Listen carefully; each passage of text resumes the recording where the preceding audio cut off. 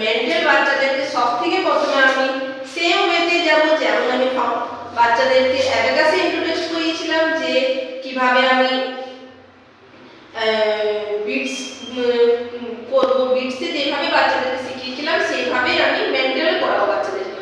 সবথেকে আগে বাচ্চাদেরকে চোখ বন্ধ করে আগে আমি শুধু ওদেরকে লোয়ার টেক্সটটা দেখাবো। তোমরা চোখ বন্ধ করে লোয়ার টেক্সটটা দেখো।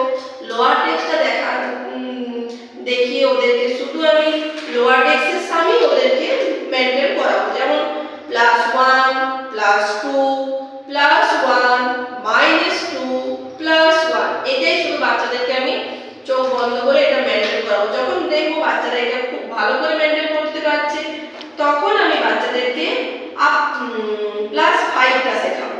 সেটা আমি পেজ নম্বর 1 থেকে শেখাবো, যেমন +5 +4 -3 +2 -1।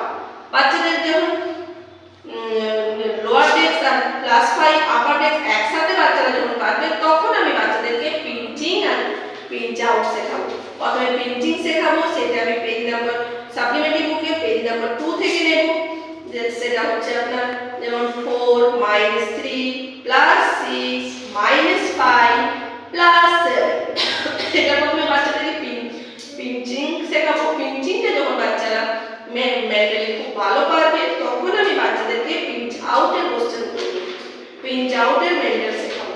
পিঞ্চ আউটের কোশ্চেনটা আমি সাপ্লিমেন্টারি বুক পেজ নাম্বার 1 পেজ নাম্বার 4 এ পাচ্ছি।